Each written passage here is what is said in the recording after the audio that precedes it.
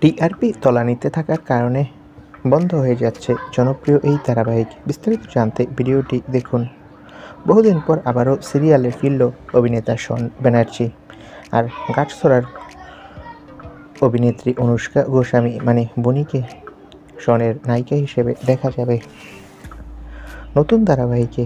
সাবিত্রী, মাধবী সহ একগুচ্ছ গুণী তারকাদের দেখা যাবে। তাই স্বাভাবিকভাবেই ধারাবাহিক হিট হওয়ার আশা রয়েছে নির্মাতাদের মধ্যে। খুব শীঘ্রই ধারাবাহিকের প্রোমো শুট। তবে তেলিপাড়ায় কানাঘুষো এই ধারাবাহিকের জন্য স্টার জলসা প্রোডাকশনের অন্য একটা ধারাবাহিক শেষ হতে চলেছে।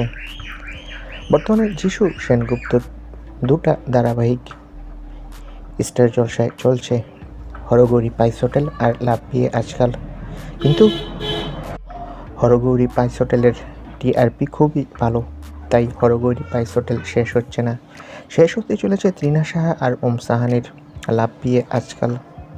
এই ধারাবাহিকটির টিআরপি খুবই বাজে আর নিচের দিকে অবস্থান করাতে এই ধারাবাহিক বয়ে নেওয়ার পক্ষে নয় প্রযোজনা সংস্থা। তাই লাভ বিয়ে আজকাল শেষ হচ্ছে।